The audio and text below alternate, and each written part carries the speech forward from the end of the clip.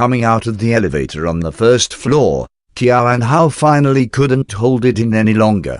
She asked Qiao Anxia in a low voice, "Sis, the guy you said might become your boyfriend is Lu Jinyan?" Qiao Anxia lightly nodded and said in a low voice, "Actually, it's a little complicated.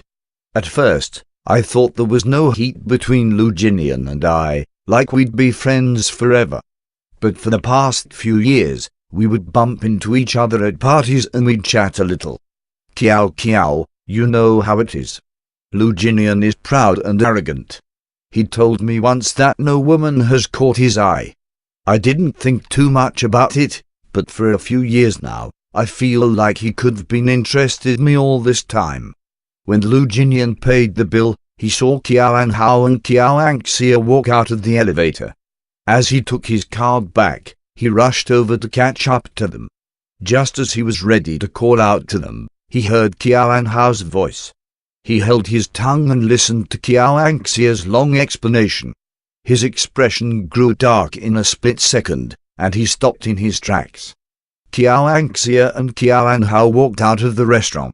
Having not noticed Lu Jinyan, Qiao Anxia was just about to pull out her phone and call to find out where he was, but he left on his own without even saying goodbye to them when he passed by. He went straight for his own car, entered, stepped on the accelerator, and drove off. Qiao Anxia dropped off Qiao Hao at the hotel. After seeing her go in, she was ready to start up the car and leave when suddenly the passenger seat door opened. Startled, she turned to find a gloomy-looking Lu Jinyan sitting in her car. Before she could speak, Lu Jinyan raised her hand and pointed forward. In a cold voice, he said, "Drive and stop down there."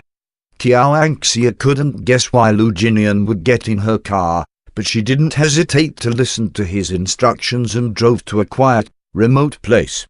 She turned off the engine and smiled at Lu Jinyan. "Were you looking for me?" Qiao Anxia didn't get to finish before Lu Jinyan cut her off. "Qiao Anxia." It wasn't like he had never called her full name, but this time, Qiao Anxia had a bad feeling about it. She looked at him, blinked and didn't say a word. "I don't ever remember giving you the impression that I was remotely interested in you."